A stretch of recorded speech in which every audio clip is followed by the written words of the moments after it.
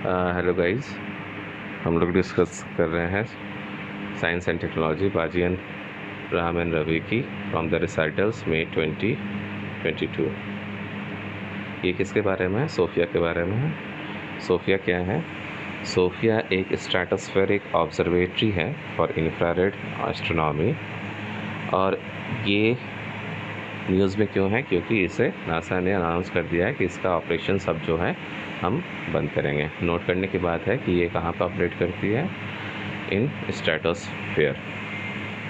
अब अगर इसके कैरेक्टरिस्टिक्स के बारे में देखें तो सोफिया जो है वो इंस्टॉल किया गया है बोइंग 747 SP एयरप्लेन के अंदर में, और ये एक एल्टीट्यूड 38,000 से 45,000 फीट अबव जो है सरफेस के ऑपरेट करती है।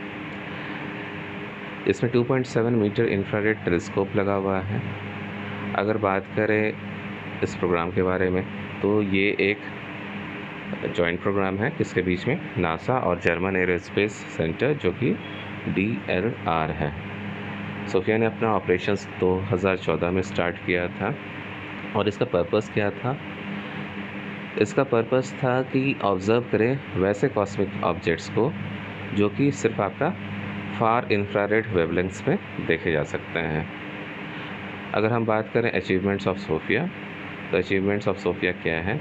इसने डिस्कवर किया था हीलियम हाइड्राइड को, और हीलियम हाइड्राइड क्या है? पहला मॉलिक्यूल जो कि यूनिवर्स में फॉर्म हुआ था अराउंड 14 बिलियन ईयर्स अगो, और ये डिस्कवरी हुई थी 2019 में।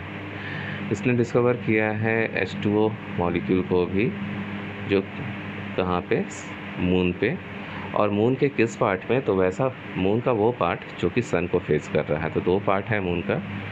तो क्वेश्चन आ सकता है कि इसने डिस्कवर किया वाटर मॉलिक्यूल को, वो सन फेसिंग साइड में है या सन फेसिंग साइड के में नहीं है? तो ये सन फेसिंग साइड में है। इसने आइडेंटिफाई किया है एटमॉस्फेरिक सर्कुलेशन पैटर्न, कहाँ पे? जुपिटर में। अगर बात करें इस प्रोजेक्ट की तो इसने मैग्नेटिक फील्ड को भी मैपिंग किया है किसके अंदर में? G47 के अंदर में। और G47 क्या है? मिल्की वे का स्पाइरल आर्म है। एक और प्रोजेक्ट है जिसका नाम सोफिया ही है। ये एक ह्यूमनॉइड रोबोट है। इसे डेवलप किया है Hong Kong based company Hanson Robotics ने, और इसको सिटीजनशिप स्टेटस दिया गया है सऊदी अरेबिया के थ्रू। नेक्स्ट आते हैं, नेक्स्ट है portable device that turns sea water into drinking water. ये एक तरह का डिवाइस है जो कि पीने योग्य पानी बना देता है। किस पानी को? तो सी वाटर को। तो MIT ने, यानी कि मैसाचुसेट्स इंस्टीट्यूट ऑफ टेक्नोलॉजी ने डिस्कवर किया है एक पोर्टेबल डीसैलिनेशन यूनिट। तो डीसैलिनेशन क्यों? बिकॉज सॉल्ट रिमूविंग प्रोसेस होगा। ये एक ओशन से पानी जो ले रहे हैं तो उसमें वो नॉर्मली क्या होगा? सैलाइन होगा। तो उसको डीसैलाइन करना, इसी कारण इस यूनिट का नाम रखा गया पोर्टेबल डीसैलिनेशन यूनिट। और ये रिमूव कर सकता है पार्टिकल्स और सॉल्ट्स, किस चीज़ के लिए? ताकि जनरेट कर सके ड्रिंकिंग वाटर को। डिवाइस के कैरेक्टरिस्टिक्स की बात करें तो ये इसका साइज़ क्या है? पोर्टेबल है, यानी कि सूटकेस साइज्ड है। और ये ऑपरेट कैसे करता है? तो एक सेलफोन, ये काफ़ी कम पावर यूज़ करता है, और काफ़ी कम पावर यूज़ करता है, और ये इवन एक सेलफोन चार्जर से भी कम पावर में ऑपरेट हो सकता है। नेक्स्ट है, इसे हम लोग सोलर पैनल से भी ऑपरेट कर सकते हैं।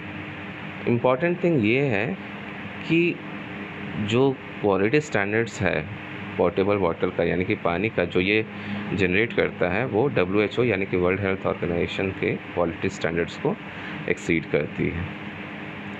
बात करेंगे ये कैसे वर्क करता है। तो ये वर्क करता है एक टेक्निक से जिसको हम लोग कहते हैं आयन कंसंट्रेशन पोलराइजेशन। तो आयन कंसंट्रेशन पोलराइजेशन क्या है? इसमें फिल्टरिंग ना करके हम लोग इलेक्ट्रिकल फील्ड अप्लाई करते हैं, और इलेक्ट्रिक फील्ड अप्लाई करने से जो पॉजिटिव और नेगेटिवली चार्ज्ड है, इंक्लूडिंग जो सॉल्ट मॉलिक्यूल्स, बैक्टीरिया, वायरसेस हैं, ये सारे रिपेल्ड हो जाते हैं जितना जल्दी हो सकते हैं। तो फिर से ध्यान दीजिए, इसमें क्या करते हैं, फ़िल्टरिंग हम लोग नहीं करते हैं। किसमें? आयन कंसंट्रेशन पोलराइजेशन में। इसमें हम लोग इलेक्ट्रिसिटी पास करवाते हैं, और इलेक्ट्रिसिटी पास करवाने से मॉलिक्यूल्स टूट जाते हैं इन आयन्स, यानी कि पॉजिटिवली और नेगेटिवली चार्ज पार्टिकल्स, और ये सारे सेपरेट हो जाते हैं खुद ब खुद। जब ये खुद पार्टिकल्स अपने में सेपरेट होने लगते हैं तो साथ ही साथ ये सॉल्ट मॉलिक्यूल्स, बैक्टीरिया, वायरसेस को भी एक दूसरे से अलग करके ये सेपरेट कर देते हैं, यानी कि उस वाटर में से ये सारे पार्टिकल्स जो हैं वो सेपरेट हो जाते हैं। अब ये जो चार्ज्ड पार्टिकल्स होते हैं, चार्ज पार्टिकल्स क्या होंगे, ये जाकर कैथोड या एनोड पे जमा हो जाते हैं।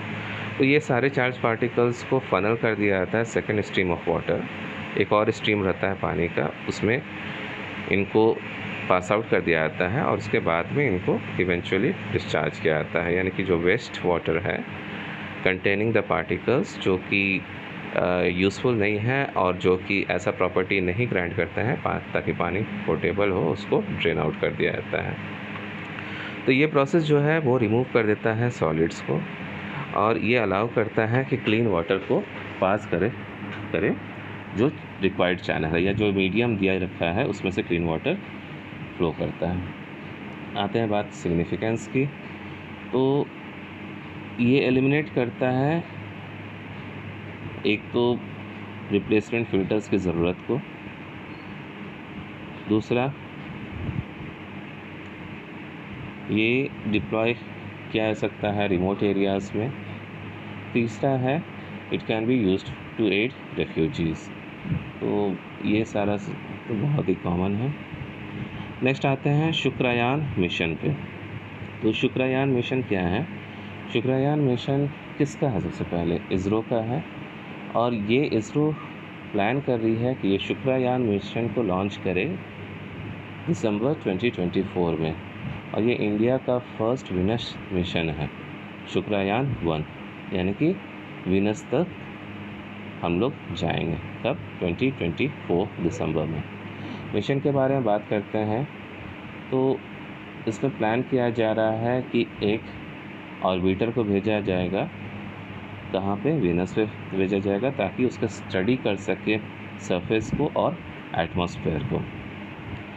जो सैटेलाइट है उसको कौन सा रॉकेट पे भेजा जाएगा? तो GSLV Mk2 रॉकेट पे भेजा जाएगा। और इस मिशन का ऑब्जेक्टिव क्या है? इस मिशन का ऑब्जेक्टिव है एक तो इन्वेस्टिगेट करना सरफेस प्रोसेसेस को, और शैलो सब सरफेस स्ट्रैटिग्राफी को, यानी कि सरफेस में, वीनस के सरफेस पे जो प्रोसेसेस अकर कर रहा है उसको ये स्टडी करेगा, और सब सरफेस यानी कि सरफेस के नीचे होने वाले एक्टिविटीज़ को भी ये स्टडी करेगा। Solar wind interaction with Venusian ionosphere, यानी कि सोलर विंड किस तरह वीनस के एटमॉस्फेयर से इंटरेक्ट कर रहा है। और वीनस का अपना आयनोस्फीयर है, जैसे कि अर्थ का भी एक आयनोस्फीयर है, वैसे वीनस का एक आयनोस्फीयर है, तो उसमें सोलर विंड कैसे इंटरेक्ट कर रहा है। स्टडी करना स्ट्रक्चर को, कंपोजिशन को और डायनामिक्स को, किस चीज़ के? वीनस के एटमॉस्फेयर को। तो सिंपल सा है, इसका ऑब्जेक्टिव है कि सरफेस को स्टडी करना, सब सरफेस बिहेवियर को स्टडी करना, आयनोस्फेयर को स्टडी करना वीनस का, और एटमॉस्फेयर को स्टडी करना किसका? वीनस का। एटमॉस्फेयर के स्ट्रक्चर, कंपोजिशन और डायनामिक्स को। डायनामिक्स क्या हो गया? डायनामिक्स हो गया पैटर्न ऑफ मूवमेंट। वहाँ पे अगर एटमॉस्फेयर है तो क्या वहाँ पे किस तरह का मूवमेंट हो रहा है, anything that is related with change, उसको हम लोग डायनामिक्स से रिलेटेड करेंगे, और मोशन। सिग्निफिकेंस इस मिशन का क्या है? तो अगर वीनस को स्टडी कर लेते हैं तो साइंटिस्ट को पता ये चल जाएगा कि अर्थ के जैसा प्लैनेट किस तरह इवॉल्व किया है, और किस तरह का कंडीशन एग्जिस्ट करता है अर्थ के साइज़ के एक्सोप्लैनेट्स में। दूसरा है कि ये हेल्प करेगा साइंटिस्ट को ताकि मॉडल कर सके अर्थ का क्लाइमेट, और ये सर्व करेगा एज अ कॉशनरी टेल बाकी किस तरह ड्रामेटिकली एक प्लैनेट का क्लाइमेट चेंज कर सकता है। चैलेंजेस क्या है इस मिशन का? इस मिशन का एक चैलेंज ये है कि जो एयर प्रेशर है वेनस पे वो काफ़ी ज़्यादा होती है, around 90 times higher than the pressure at sea level on earth. तो अर्थ के सी लेवल से 90 टाइम्स हायर होता है यहाँ पे एयर प्रेशर। और दूसरा जो है टेम्परेचर इन वेनस ये रीच कर सकता है because of its proximity to the sun. Obviously ये सन के नज़दीक है तो टेम्परेचर तो काफ़ी ज़्यादा रहेगा, तो अराउंड 870 डिग्रीज फ़ारेनहाइट तक ये रीच कर सकता है। अब बात करें इसके एटमॉस्फेयर की, तो ये बना हुआ है कार्बन डाइऑक्साइड से और ये कॉज करता है एक्सट्रीम ग्रीन हाउस इफ़ेक्ट जो कि वार्म करते हैं इसके सरफेस को। ठीक है, अब अगर कंपैरिजन करें वीनस को मार्स से, तो वीनस का एटमॉस्फेयर थिक है और visual imagining payloads will not help in understanding the subsurface topologies. तो ये एक टेक्निकल थिंग है कि पेलोड्स होता है, पेलोड्स मतलब कि जो सैटेलाइट्स कैरी करते हैं अपने साथ में इक्विपमेंट्स, तो वो बोलता है कि वैसा इक्विपमेंट्स जो कि विजुअल को इमेजिन करता है, विजुअल को प्रेडिक्ट करता है, ये हेल्प नहीं कर सकता है, मे नॉट हेल्प। ठीक है, तो ये हेल्प नहीं कर सकता है to determine the subsurface topologies, यानी कि सरफेस के नीचे में होने वाली क्रियाओं को ये डिटरमाइन नहीं कर सकता है। Why? Because it has a thick atmosphere. तो that is all about the Shukrayaan mission. तो शुक्रायान मिशन का क्या है, तो ये वीनस के लिए एक मिशन है और इसरो इसे प्लान्स कर रहा है लॉन्च करने का इन दिसंबर 2024। ये ऑर्बिटर भेजेगा वीनस को और उसके प्लैनेट के सरफेस को एनालाइज करेगा, एटमॉस्फेयर को एनालाइज करेगा। जो रॉकेट इस्तेमाल होगा वो होगा GSLV Mk2 रॉकेट, और ऑब्जेक्टिव इस मिशन का सिंपल है, ताकि सरफेस को स्टडी करे, सब सरफेस को स्टडी करे और उसके एटमॉस्फेयर को भी स्टडी करें, साथ ही साथ सोलर विंड इंटरेक्शन को भी स्टडी करें। सिग्निफिकेंस अगर बात करें तो सिग्निफिकेंस यही है कि साइंटिस्ट को पता चल जाएगा कि अर्थ साइज़ एक्सोप्लैनेट्स में पहले किस तरह का कंडीशंस होता था, और किसी तरह का अगर रेड अलार्मिंग सिचुएशंस होगा तो उसको हम लोग कैसे टैकल करेंगे। चैलेंजेस जो है इस मिशन का वो ये है कि वेनस जो है वहाँ पे टेम्परेचर काफ़ी ज़्यादा है, एक तो 870 डिग्रीज फ़ारेनहाइट है, और वेनस का जो एटमॉस्फेयर है वो कार्बन डाइऑक्साइड से बना हुआ है, इस कारण वहाँ पे ग्रीन हाउस इफेक्ट भी है।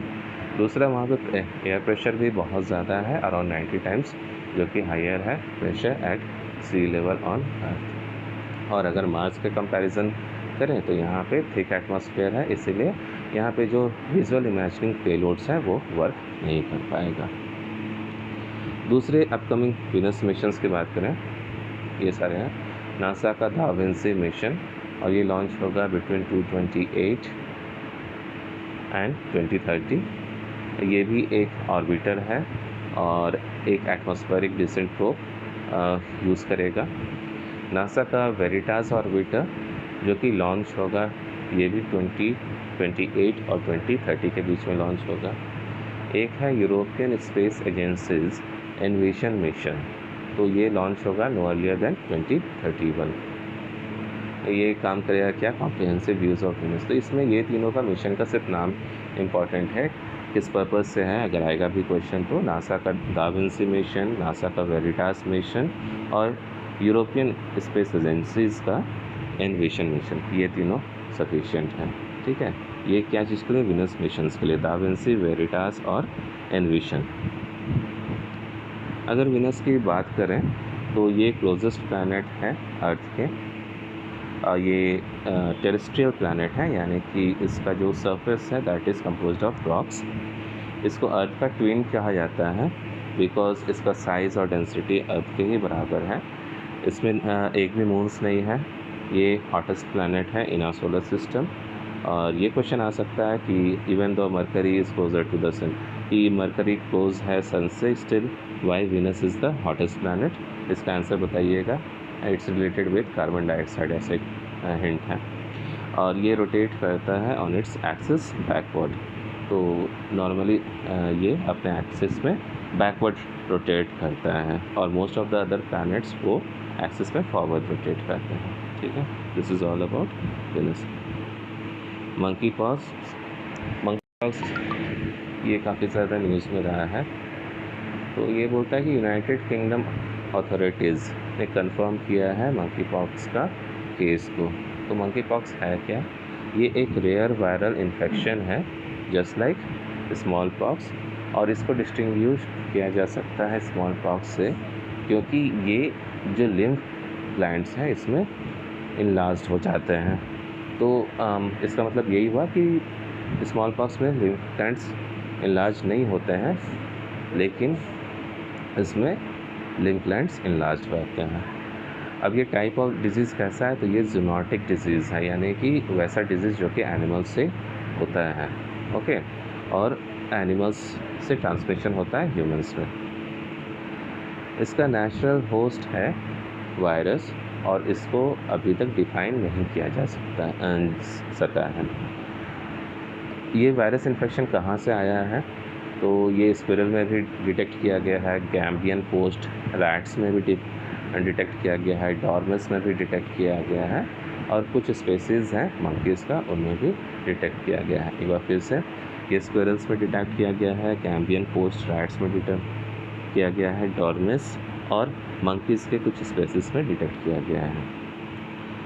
पहली बार ये इन्फेक्शन को 1958 में डिस्कवर किया गया था, और उसके बाद जो पहला ह्यूमन केस है उसे रिकॉर्ड किया गया था 1970 में। कहाँ पे? In democratic Republic of Congo. बात करें इसके ट्रीटमेंट की, तो अभी तक कोई सेफ प्रूवन ट्रीटमेंट तो है नहीं इसके लिए, लेकिन WHO यानी कि वर्ल्ड हेल्थ ऑर्गेनाइजेशन ने रिकमेंड किया है सपोर्टिव ट्रीटमेंट्स, जो कि डिपेंड कर रहा है सिम्टम्स पे, यानी कि सिम्टम बेस्ड ट्रीटमेंट। जैसा जैसा सिम्टम हो रहा है उसी के अकॉर्डिंगली आप ट्रीट कीजिए। नेक्स्ट आते हैं ल्यूपस में। What is lupus? तो ल्यूपस एक long term auto immune disease है, और ये क्या करता है कि बॉडी का जो इम्यूनिटी है उसको रिड्यूस कर देता है, ठीक है। तो बॉडी का इम्यून सिस्टम इसमें क्या होता है? हाइपर एक्टिव हो जाता है और अटैक्स करता है हेल्दी टिश्यूज़ को। और भी बहुत सारे ऑटो इम्यून डिजीज़ हैं, फॉर एग्ज़ाम्पल मल्टीपल स्क्लेरोसिस। तो MS में भी आपका बॉडी जो होता है खुद का जो इम्यून सिस्टम है वो खुद के बॉडी को ही इम्पैक्ट करने लगता है, अफेक्ट करने लगता है और हेल्दी टिश्यूज़ को मारने लगता है, ठीक है। तो जो सिम्टम्स है इसका क्या रेंज करेगा? फ्रॉम माइल्ड टू सीवियर, और ये इंक्लूड करता है इन्फ्लेमेशन किसका? जॉइंट्स का, किडनीज़ का, स्किन का, ब्लड का, सेल्स का, ब्रेन, हार्ट एंड लंग्स का।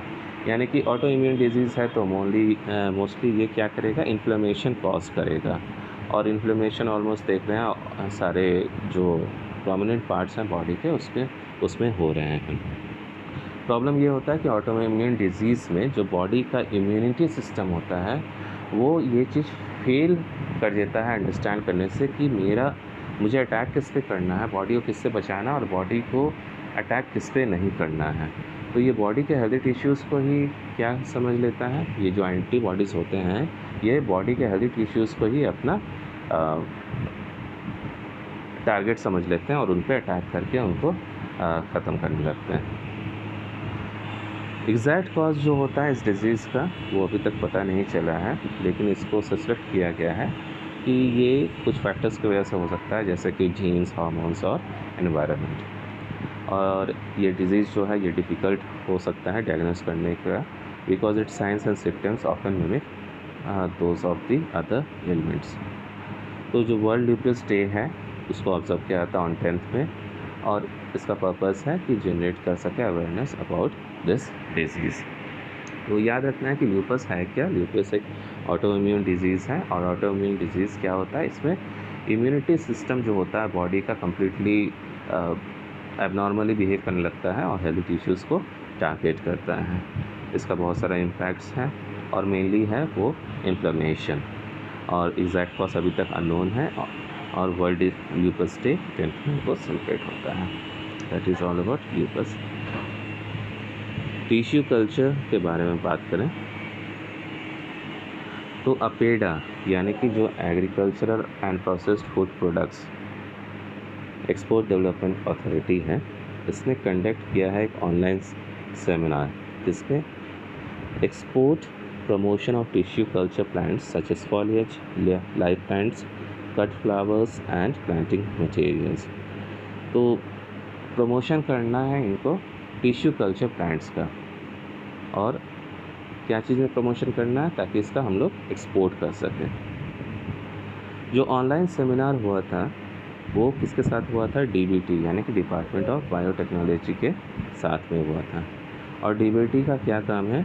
तो डीबीटी जो है वो टिश्यू कल्चर लेबोरेटरीज़ को एक्रेडिटेशन देता है, ठीक है। और ऑब्जेक्टिव क्या था इस सेमिनार का? तो ये है ताकि ये बूस्ट किया कर सके जो टिश्यू कल्चर प्लांट्स हैं उसका एक्सपोर्ट्स को। तो मेनली ये याद रखना है कि इसको किसने किया था, तो अपेडा ने किया था। इस सेमिनार का नाम अगर याद हो सके तो इट इज़ गुड, लेकिन इतना लंबा सा है, ऐसे भी आएगा तो याद ही रहेगा, सबसे लंबा वाला को टिक मार्क कर देना। तो export promotion of tissue culture such as foliage, live plants, cut flowers and planting materials. Objective इसका इम्पोर्टेंट है, ऑब्जेक्टिव ये है कि बूस्ट करना एक्सपोर्ट्स को जो कि टिश्यू कल्चर प्लांट्स से बने हुए हैं, ठीक है। तो टिश्यू कल्चर एक टेक्नोलॉजी है जिसमें कि लैब ग्रोन होता है टिश्यूज़ का, और फिर प्लांट्स तैयार किया जा सकता है, उसको हमें एक्सपोर्ट करना है, ये है। और ये सेमिनार किसके साथ में हेल्ड हुआ था? तो DBT, department of biotechnology. DBT का काम क्या है? ये टिश्यू कल्चर लेबोरेटरीज़ को एक्रेडिटेशन प्रोवाइड करता है। आते हैं टिश्यू कल्चर प्लांट्स के बारे में। It is the in vitro aseptic culture of cells, tissues, organs or whole plants under controlled nutritional and environmental conditions, often to produce the clones of plants। तो plants का cloning किया जाता है laboratories में under controlled environment, ठीक है। और in vitro acidic culture क्या आता है? किसका? सेल्स का, टिश्यूज़ का और ऑर्गन्स का। एक इन विट्रो होता है, एक एक्स विट्रो होता है। अब बात करें आगे का, ये जो टेक्नोलॉजी है ये वाइडली यूज़अप होता है for large scale plant multiplication. तो प्लांट्स का मल्टीप्लिकेशन के टाइम में हम लोग इस टेक्नोलॉजी को यूज़ करते हैं, किसको? टिश्यू कल्चर को। याद रखना है टिश्यू कल्चर क्या होता है? इन विट्रो होता है। इसका पर्पस होता है प्लांट्स को रेप्लिकेट करना या उनका क्लोन्स को बनाना, और जब लार्ज स्केल मैन्युफैक्चरिंग होना है या मल्टीप्लिकेशन करना है प्लांट्स को, तब इस टेक्नोलॉजी का यूज़ किया सकता है। इस टेक्नोलॉजी को यूज़ किया जा रहा है ताकि प्लांट्स को हम लोग प्रोपगेशन कर सकें, डिजीज़ को हम लोग हटा सकें, जो प्लांट का इम्प्रूवमेंट है उसको ला जा सके, और production of secondary metabolites. Application अगर की बात करें तो बेसिक रिसर्च है। एप्लीकेशन क्या क्या है प्लांट टिश्यू कल्चर का? तो ये क्या है? बेसिक कवर्स करता है कॉन्सेप्ट्स को in understanding the physiology, considering the molecular pathways in plant cells. Environmental issues क्या हैं? तो एनवायरमेंटल इश्यूज़ है प्रिजर्व करेगा एलीट जर्म प्लाज्म्स को for longer time. Commercial applications क्या हैं? तो कमर्शियल एप्लीकेशंस इसका इंपॉर्टेंट आता है, जैसे क्रॉप का इम्प्रूवमेंट, सेकेंडरी मेटाबोलाइट प्रोडक्शन और various strategies for including genetic interference.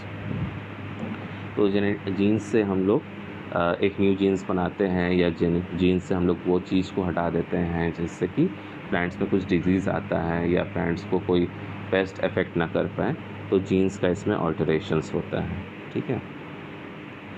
The most important application of plant tissue culture is the production of pharmaceuticals, medicinal and other industrially important compounds। तो ये सबसे important है कि ये देखो, एक तो टिश्यू कल्चर को हम लोग यूज़ ही क्यों करते हैं? ताकि प्लांट्स का ओवरऑल ग्रोथ हो सके इन एवरी टर्म्स, उसके नंबर्स में, उसका हेल्थ स्टैंडर्ड में, उसका न्यूट्रिशनल एडवांटेज में, और रेजिस्टेंस इंक्रीज़ करने के लिए। और दूसरा है ताकि प्लांट्स को हम लोग यूज़ कर सकें फार्मास्यूटिकल्स में, मेडिसिनल्स में और अदर इंडस्ट्रियली इम्पॉर्टेंट कंपाउंड्स में उसका यूसेज किया जा सके। तो ये है प्लांट टिश्यू कल्चर। इसमें अगर बात किया जाए इम्पॉर्टेंट क्या है, तो वो ये है कि डिपार्टमेंट ऑफ बायोटेक्नोलॉजी ये एक्रेडिट करता है किसको, टिश्यू कल्चर लेबोरेटरीज़ को। एक तो ये है, और टिश्यू कल्चर होता क्या है, तो एक ये इन वाइट्रो एसेटिक कल्चर होता है। कंट्रोल्ड एनवायरनमेंट में लैब के अंदर में टिश्यूज़ को बनाया जाता है, प्लांट्स के टिश्यूज़ को क्लोन्स बनाया जाता है या उनका रिप्लिकेशन होता है, ठीक है। और बाकी इनका एप्लीकेशंस हैं, तो बेसिक रिसर्च है, एनवायरनमेंटल इश्यूज़ हैं, कमर्शियल एप्लीकेशंस इसका one of the most important है। सिग्निफिकेंस क्या है प्लांट टिश्यू कल्चर का, तो सिग्निफिकेंस यही है कि एक सिंगल एक्सप्लांट से हम लोग सेवरल थाउजेंड प्लांट्स बना सकते हैं, या समझिए ऐसे कि एक सिंगल टिश्यू से हम लोग सेवरल थाउजेंड टिश्यूज़ बना सकते हैं। तो मल्टीप्लिकेशन हो सकता है टिश्यूज़ का, और ये काफ़ी शॉर्ट टाइम पीरियड में होता है, और ये रिस्पेक्टिव होता है सीज़न और वेदर के, ठीक है। तो थ्रू आउट द ईयर हम लोग ये किया कर सकते हैं। एक और सिग्निफिकेंस क्या है, तो जो स्पेसीज जो कि इंडेंजर्ड हैं या थ्रेटेंड हैं या रेयर हैं, उन सबको हम इसके थ्रू प्रिजर्व कर सकते हैं, और वैसे स्पीसीज़ को हम लोग सक्सेसफुली ग्रो कर सकते हैं, और किया भी जा चुका है, ठीक है। चैलेंजेस की अगर बात करें तो पावर कॉस्ट इसमें इंक्रीज़ कर रहा है, लो एफिशिएंसी लेवल्स स्किल्ड वर्कफोर्स का इसमें है, फिर कंटामिनेशन इश्यूज़ आता है लेबोरेटरीज़ में, ये सारे लेबोरेटरीज़ के साथ में होता है।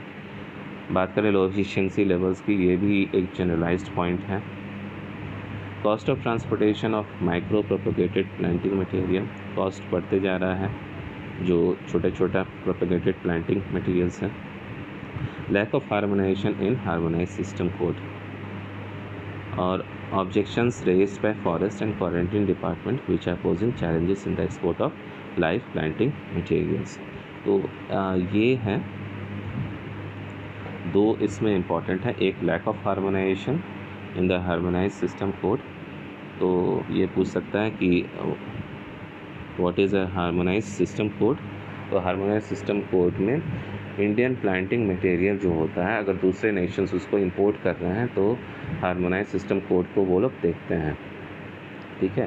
तो हार्मोनाइजेशन तुम्हारा अगर होगा तभी उसको वो इंपोर्ट होने देंगे, ठीक है। फॉर एग्ज़ाम्पल अभी वीट का कुछ कंट्रीज़ ने बहिष्कार किया है कि हम वीट को इंडिया से इंपोर्ट नहीं करेंगे, तो इसमें तरह तरह का वायरस हो रहा है। ऑब्जेक्शंस रेज्ड बाय फॉरेस्ट और क्वारंटाइन डिपार्टमेंट, तो वे posing challenges in the export. तो फॉरेस्ट और क्वारंटाइन डिपार्टमेंट्स भी जो हैं वो भी ऑब्जेक्शन रेज कर रहे हैं कि इसके थ्रू कभी कभी डिजीज़ भी स्प्रेड कर सकता है, और इसके साथ कभी कभी हम लोग का सिस्टम में भी कुछ प्रॉब्लम्स आ सकता है। तो ये कौन कर रहा है, फॉरेस्ट और क्वारंटाइन डिपार्टमेंट्स का ये इश्यूज़ हैं। प्लांट टिश्यू कल्चर को अगर इंडिया में देखें तो जो गवर्नमेंट ऑफ इंडिया ने इस्टेब्लिश किया है क्या, NCSTCP, यानी कि national certification system for tissue culture raised plants. किस पर्पज़ के लिए, प्रोडक्शन और distribution of quality tissue culture planting materials. तो प्रोडक्शन और both distribution tissue culture plants का कौन करता है, NCSTCP, यानी कि national certification system for tissue culture raised plants. और NCSTCP इसको इम्प्लीमेंट करता है कौन, DBT 2006 से, और ये gadget of India notification under seeds act 1966 के अंदर में आता है। अभी तक में around 80 million tissue culture plants को सर्टिफाई किया गया जा चुका है इस सिस्टम के थ्रू, और अपेडा जो है वो रन कर रहा है फाइनेंशियल असिस्टेंट स्कीम। तो ये क्या है, फाइनेंशियल असिस्टेंस स्कीम।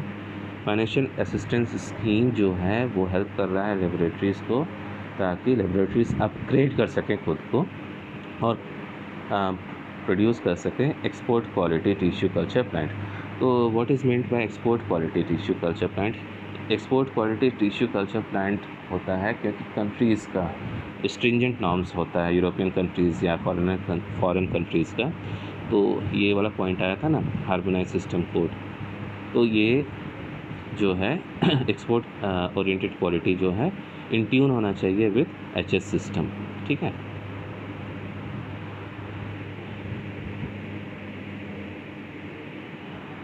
अब आता है पोटेंशियल इन इंडिया। तो क्या है भाई पोटेंशियल इन इंडिया? तो India is bestowed with knowledge, biotech experts with vast tissue culture experience as well as with a low cost labor force to help produce export oriented quality planting material। तो India के पास potential तो है, जहाँ तक बात करें knowledge का या बायोटेक एक्सपर्ट्स का या एक्सपीरियंस का, ताकि हम लोग प्रोड्यूस कर सकें export oriented quality planting material. तो ये सारा फैक्टर्स जो है इंडिया को एक पोटेंशियल ग्लोबल सप्लायर की तरह बनाता तो है। अब है जब द टॉप 10 कंट्रीज़ के बारे में बता रहा है, जैसे कि नीदरलैंड्स हो गया, USA, Italy, Australia, Canada, Japan, Kenya, Senegal, Ethiopia और नेपाल। ये सारी कंट्रीज़ इंपोर्ट कर रहा है tissue culture plants from India. ये देखिए इंपॉर्टेंट है, क्योंकि यूएसए हो गए या इटली हो गए या कनाडा, जापान, नीदरलैंड्स, ये सारी कंट्रीज़ जो हैं इन सब का नॉर्म्स काफ़ी स्ट्रिंजेंट होता है जब हम लोग इंपोर्ट करते हैं कोई भी एग्रो बेस्ड प्रोडक्ट को। तो ये एक फेवरेबल पॉइंट है इंडिया के लिए। 2020-2021 में इंडिया ने एक्सपोर्ट किया था टिश्यू कल्चर प्लांट्स, और वो मॉनेटरीली स्टूड किया था एट $17.17 मिलियन, इसके साथ में विद नीदरलैंड्स, और ये अकाउंट कर रहा था फॉर